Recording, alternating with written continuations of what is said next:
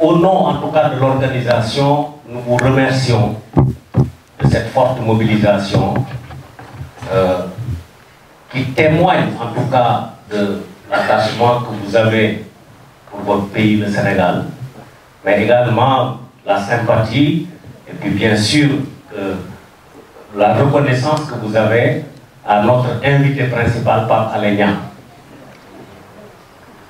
Avant de commencer, peut-être me présenter, bon, j'aime pas trop parler de moi en général, mais l'organisation l'exige. Donc, moi, c'est Momar Sokhna Diop. Je suis professeur d'économisation en lycée depuis une vingtaine d'années.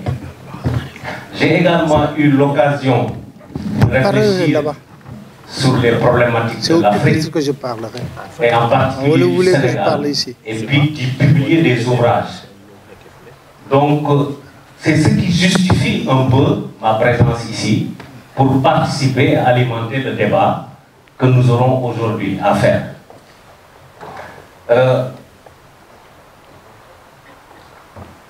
Nous avons quand même le plaisir, le privilège d'accueillir dans cette mythique et sympathique salle notre compatriote Pape Alé Niang. Pape Alé Niang, je pense que c'est quelqu'un qu'on ne présente plus parce qu'il est un journaliste, en tout cas il fait partie de ces journalistes engagés au Sénégal, connus du grand public. Pape Alé Niang, je pense aussi, est connu pour son engagement pour que le Sénégal aille mieux.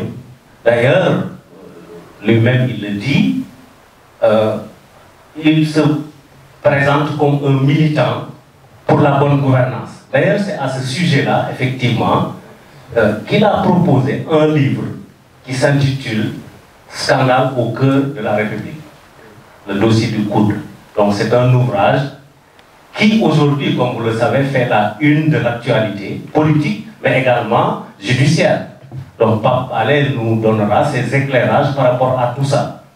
Comment dirais-je? Vous avez soulevé quand même des problématiques assez importantes. Transparence, l'investigation.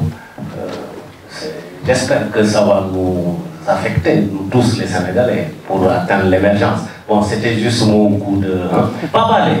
Oui. Pape Alé, nous les Avant de dire parole, je vais poser une question, si vous permettez. Est-ce que ça va bien? Très bien. Est-ce que le Sénégal va bien? Parce que nous, est-ce que ça va? Parce que jàmm ci la lépp xaj. dëgg la. jàmm gi jàmm moo tax ñu mën a am sañ-sañu fitu génne téere ba ñëw di ko génne di ko wasaare fi sant yàlla am na réew yu ko amul. dëgg la. la ca des nag ñoo ko war a mottali. waaw léegi mottali ko. jox naa la parole bi. Voilà jërë ngeen jëf.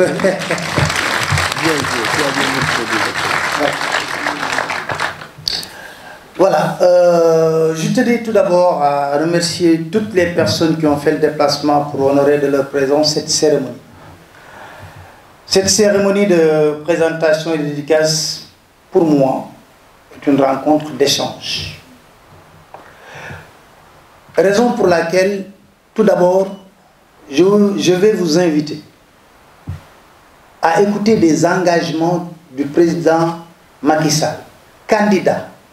D'abord, 2012, sur les questions de bonne gouvernance. Après, par la suite, je vais revenir sur mon discours et vous expliquer pourquoi et le sens de ce livre que j'ai eu à écrire, Scandale au cœur de la République, le dossier du coude. Si on peut écouter les engagements du président Macky Sall.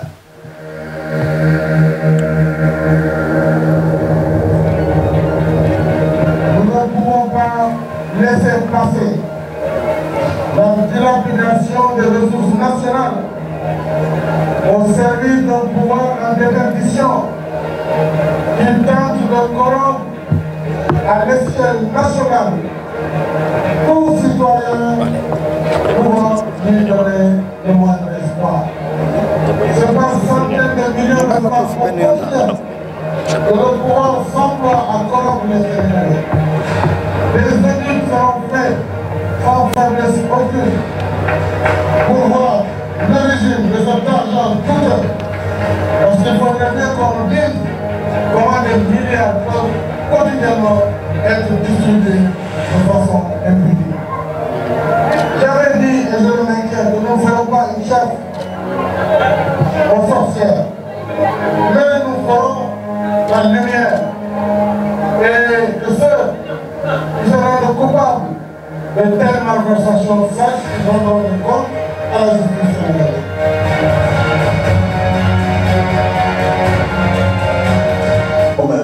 Mais dis-moi comment vous dites à la vous ne devez pas la discipline. Le Sénégal, vous devez continuer ici. Le Sénégal, vous devez violer, vous devez détourner. Y compris des ministres, le dossier à la justice, le président. Il s'agit de le pays qui nous dit que il faut que nous fassions avantage de cette industrie, nous fassions système de corruption. Parce que nous avons beaucoup de délits de la mettre, mais il faut nous donner aussi beaucoup de moyens de nous c'est-à-dire, nous disons réunis. Parce que qui vient d'arriver pour le voir le droit. Donc il y a aussi comme ça. Et si nous avons les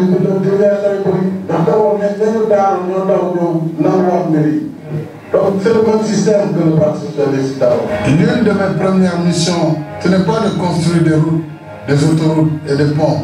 La première mission, c'est de reconstruire l'état de droit. Or, l'état de droit, on va l'apprécier de façon immatérielle. Ce n'est pas un bâtiment qu'on verra pour dire ça, c'est un état de droit. Mais ce sont des valeurs, ce sont des principes. C'est l'égalité des citoyens devant la loi. C'est la lutte farouche contre la corruption et le népotisme.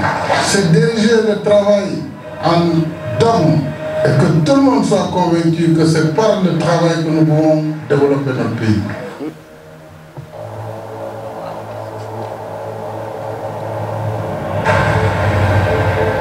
Il y aura une transparence, même au niveau des comptes de la présidence de la République. Parce que je permettrai à la Cour des comptes d'avoir accès aux comptes de la présidence de la République et de l'Assemblée nationale. Parce que la Cour des comptes doit aider toutes ces institutions. On n'est pas dans une logique forcément, voyez-vous, de répression, mais de pédagogie et d'accompagnement. Et cela nous permettra d'améliorer nous-mêmes notre gouvernance. Et à partir de ce moment, tous les autres sauront qu'ils seront audités. Si le président lui-même ses comptes sont audités, à fortiori, un ministère ou une agence, tout cela va aider dans la gouvernance globale du pays. Et cela va donner l'assurance aux partenaires. Et c'est cette assurance qui va relancer l'investissement. Et je crois que la meilleure façon de donner les assurances, c'est de dire que mes comptes seront audités. Que la présidence elle-même voit ses comptes audités par la Cour des comptes annuellement. Elle dira, Monsieur le Président, ici, cette année, il y a eu développement par là, il y a eu mandat par ici, il y a eu ceci, il y a eu cela. Et des mesures immédiates de correction seront prises.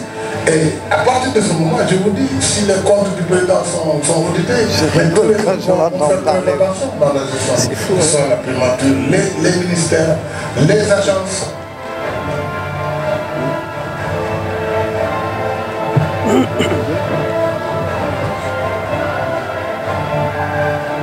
Mes chers compatriotes des affaires publiques, je mets à ma charge l'obligation de dresser les comptes de la nation et d'éclairer l'opinion sur l'état des lieux. Je compte restituer aux organes de vérification et de contrôle de l'État la plénitude de leurs attributions. Dans le même sens, l'assainissement de l'environnement des affaires et la lutte contre la corruption et la concussion me tiennent particulièrement à cœur. À tous ceux qui assument une part de responsabilité dans la gestion des deniers publics, je tiens à préciser que je ne protégerai personne. Je dis bien personne. J'engage fermement le gouvernement à ne point déroger à cette règle. Merci beaucoup, Bon, on a fait une compilation de l'ensemble des déclarations du président Macky Sall sur la question de la bonne gouvernance. À l'occasion de son premier discours à la nation le 3 avril 2012, le président Macky Sall déclara solennellement, je le cite, « S'agissant de la gouvernance économique, je serai toujours guidé par le souci de transparence et de responsabilité dans la gestion vertueuse des affaires publiques. Je mets à ma charge l'obligation de dresser les comptes de la nation et d'éclairer l'opinion sur l'état des lieux. Je compte restituer aux organes de vérification et de contrôle de l'État la plénitude de leurs attributions. » Toujours Macky Sall qui parle, très inspiré, il poursuivit. L'assainissement de l'environnement des affaires et la lutte contre la corruption et la concussion me tiennent particulièrement à cœur. D'un ton ferme, le président Macky Sall prévenait sans équivoque ses collaborateurs et les membres de sa coalition en ces termes. À tous ceux qui assument une part de responsabilité dans la gestion des deniers publics, je tiens à préciser que je ne protégerai personne, je dis bien personne. Il a engagé ensuite fermement le gouvernement à ne point déroger à cette règle. Ce discours avait suscité à l'époque, je crois bien, des espoirs. Ne s'arrêtant pas en si bon chemin dans sa croisade contre la malgouvernance, le président, dans une interview accordée au magazine hebdomadaire Jeune Afrique, persiste et signe. La rupture n'est pas pour moi un slogan, c'est un comportement, celui que les dirigeants de ce pays doivent adopter. Humilité, sobriété et rigueur doivent régir notre action politique. Je vous assure qu'il s'agit bien là d'une rupture profonde avec les pratiques en vigueur sous mon prédécesseur. Je cite le président Macky Sall. Avant d'asséner avec moi, tout va changer. Les Sénégalais ont réclamé une gouvernance plus vertueuse, plus sobre, plus transparente. Nous avons l'obligation de rendre des comptes. Personne n'est au-dessus des lois. Le temps de l'impunité est révolu. On voyait à travers le nouveau président un champion de la bonne gouvernance, de la vertu et de la transparence dans la gestion des ressources publiques. Alliant donc la parole à l'acte pour prouver ses bonnes intentions. Lundi 21 mai 2012, le président Macky Sall annonça la mise sur pied d'un office national anticorruption, OFNAC, qui a pour mission de prévenir et de lutter contre la corruption et les infractions assimilées dans le but de renforcer le dispositif stratégique de la gouvernance publique. Au cours d'une rencontre avec les inspecteurs généraux d'État et les membres du gouvernement, c'est l'euphorie de la victoire, le chef de l'État déclare de manière solennelle, je le cite, « L'OFNAC qui va être bientôt créée sera une autorité indépendante dont la mission consistera à la prévention et la lutte contre la corruption et les infractions connexes. L'OFNAC sera chargé de promouvoir l'intégrité et la probité dans la gouvernance publique. Cette structure sera dotée d'importants pouvoirs, notamment celui d'autosaisine pour toute enquête ou investigation qu'il jugera utile. » Avec la même verve, le président Macky Sall ajoute. D'ailleurs, l'OFNAC va aussi publier ses rapports. Pourtant, chers amis, le Sénégal compte un nombre conséquent d'organes de contrôle, comme l'Inspection générale d'État, la Cour des comptes, la Cour de répression de l'enrichissement illicite, la cellule nationale de traitement des informations financières, l'autorité de régulation des marchés publics, la direction centrale des marchés publics et le dernier né, l'Office national de lutte contre la fraude et la corruption. Tous ces organes sont dotés de pouvoirs qui devraient leur permettre, faute d'éradiquer la malgouvernance, ce qui est une gageure, au moins de la faire reculer notablement. Malheureusement, et je suis désolé de le dire, tel est loin d'être le cas.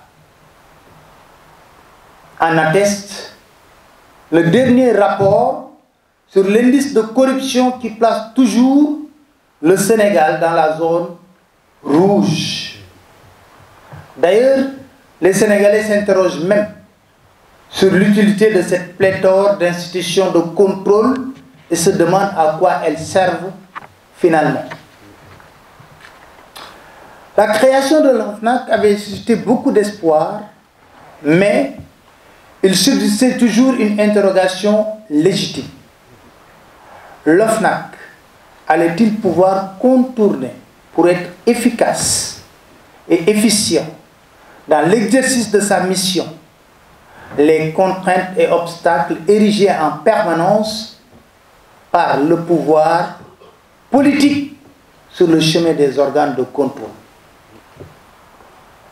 La suite a prouvé que le président n'était mu que par l'euphorie du début, puisque 2 ans après sa prise de fonction à la tête de l'État, les rapports des corps de contrôle, à défaut d'être publiés, souffrent sous le poids de son coude pointu. Et c'est lui qui le dit.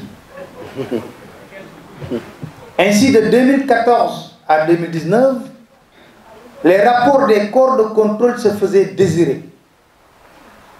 Il a fallu que les magistrats de la Cour des comptes tapent sur la table, menacent de publier les rapports concernés pour que le président levât son coude sur les rapports de 2015, 2016 et 2017.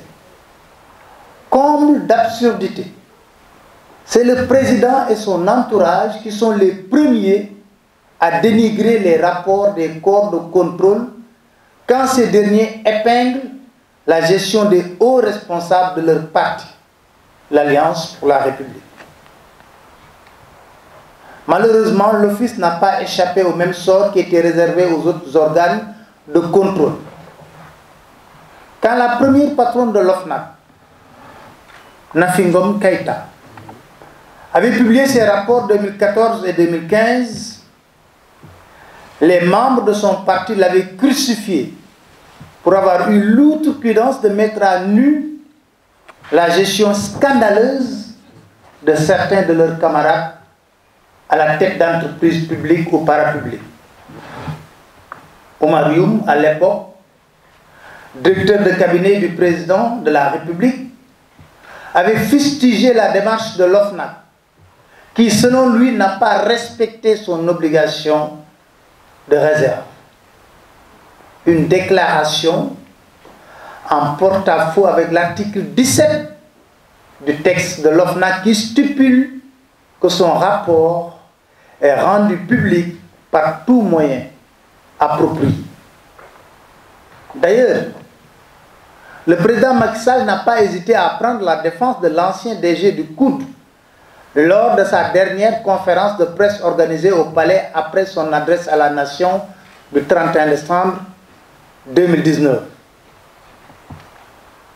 Le dossier établi contre le DG du Centre des œuvres universitaires de Dakar dort dans les tiroirs de Dame Justice. Mieux, plus d'une vingtaine de dossiers sont sur la table du procureur. Rien n'a été fait jusqu'à présent. Le rapport sur le COUD nous a particulièrement intéressés. Juste rappeler que l'OFNAC n'a pas été le premier organe de contrôle à avoir épinglé et décrié la gestion du COUD.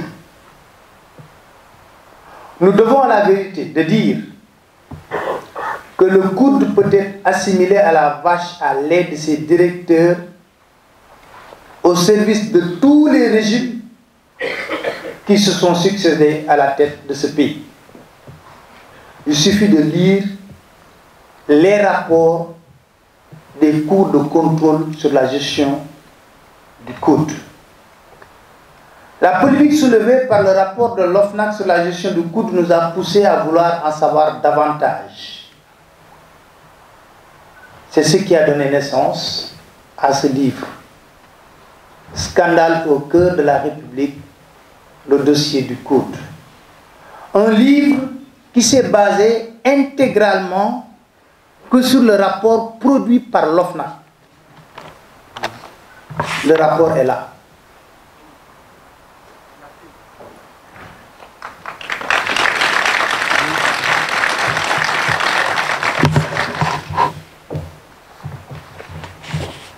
Nous voulons ainsi permettre à chaque Sénégalais, après lecture, de se fonder sa propre conviction.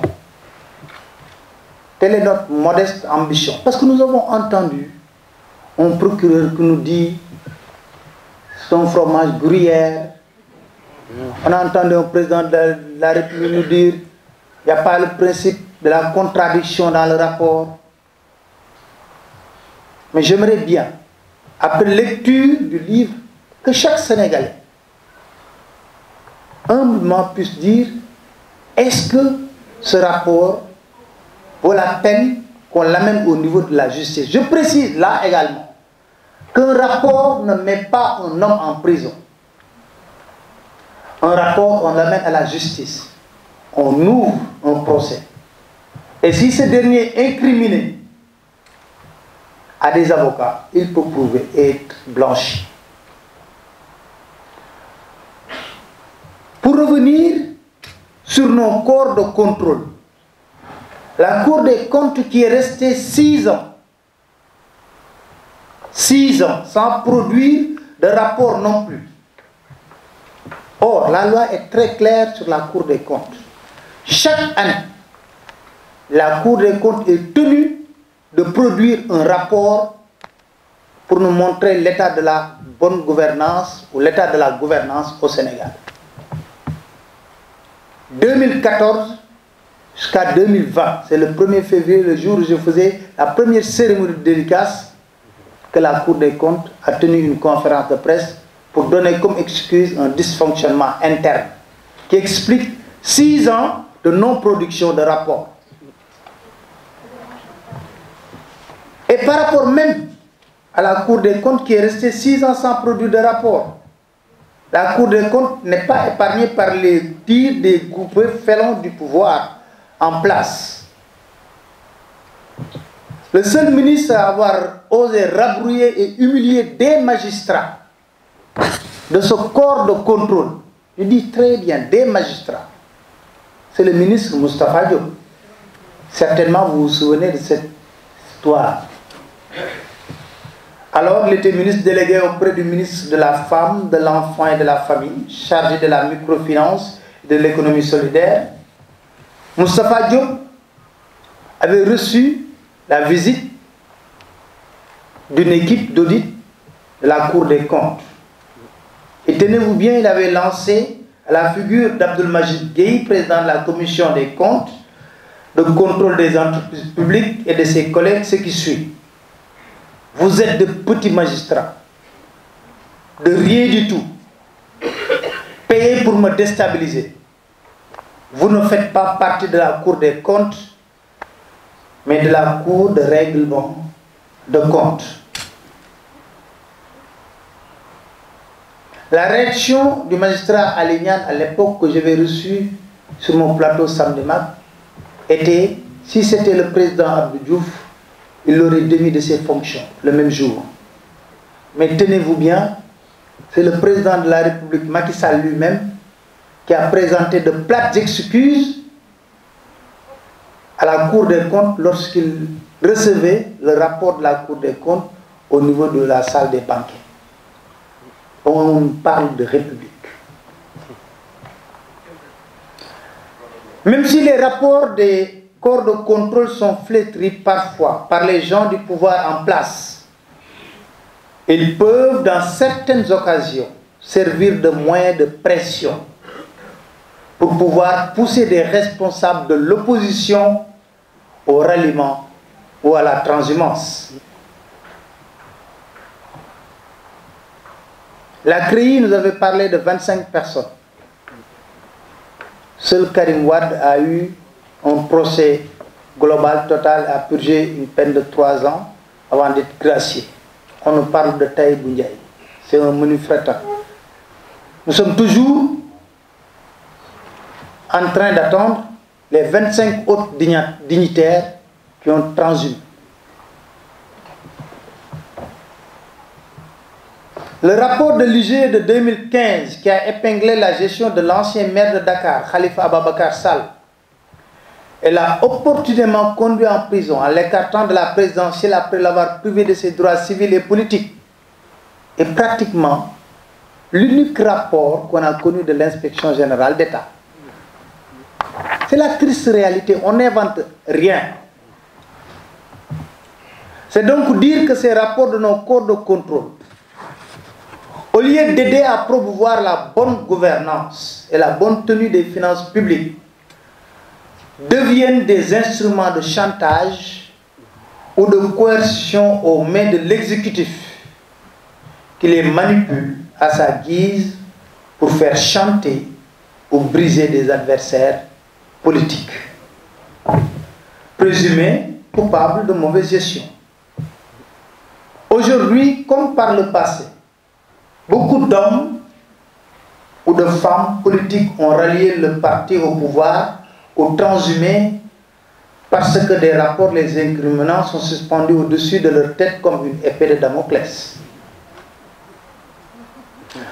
En utilisant les rapports de corps de contrôle comme une arme de protection ou de destruction, le régime du président Macky Sall discrédite ses propres institutions. C'est là où c'est grave. Pour protéger des prédateurs financiers et des brigands à col blanc. Un comportement qui détonne avec son discours référence, où il jurait que pour la bonne tenue des ressources publiques, il ne protégerait personne. Parole en l'air, au vu du sort funeste réservé au rapport des différents corps de contrôle depuis que le président Macky Sall est au pouvoir. Juste également rappeler, on parle de bonne gouvernance et nous voulons être sérieux, que depuis sa réélection, le président Macky Sall n'a pas encore fait sa déclaration de patrimoine. Or, selon la Constitution, il est tenu de faire cette déclaration de patrimoine avant même de prêter serment. C'est la Constitution. Je m'en vais terminer pour vous dire que nous ne nous targuons pas d'être des journalistes d'investigation. Mais avec toute la modestie requise, nous voulons et avons même l'obligation non seulement de participer quotidiennement, comme vous également, au combat contre le pillage organisé de nos maigres ressources, mais également de démasquer le comportement de nos dirigeants véreux aux antipodes des valeurs cardinales de la bonne gouvernance.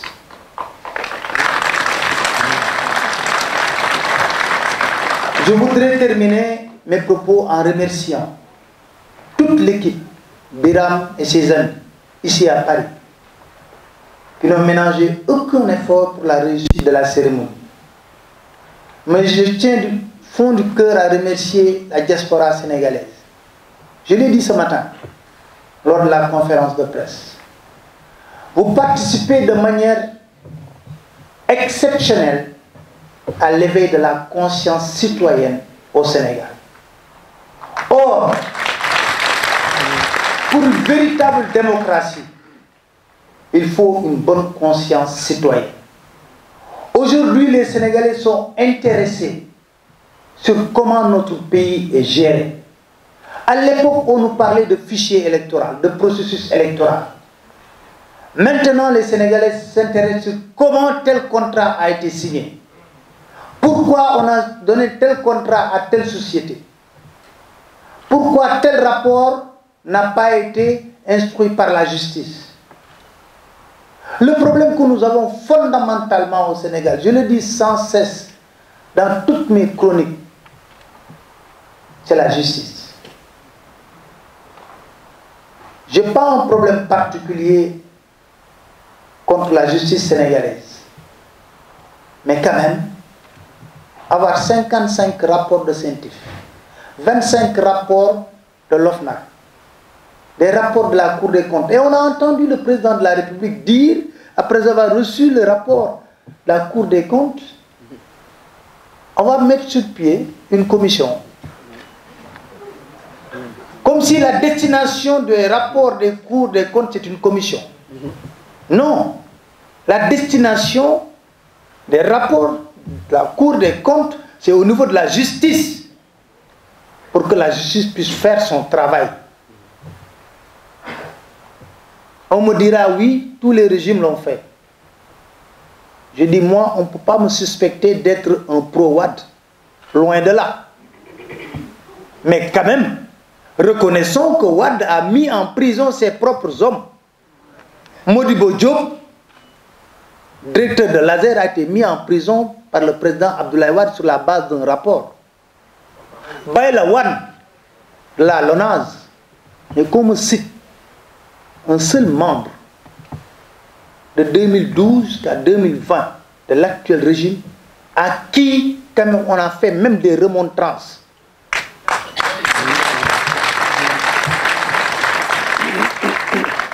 Si vous me le permettez, cher modérateur, parce que il est temps de parler sur beaucoup de choses, parce qu'on a évoqué hier l'histoire de la conférence des avocats de Cheikh Oumar Anne.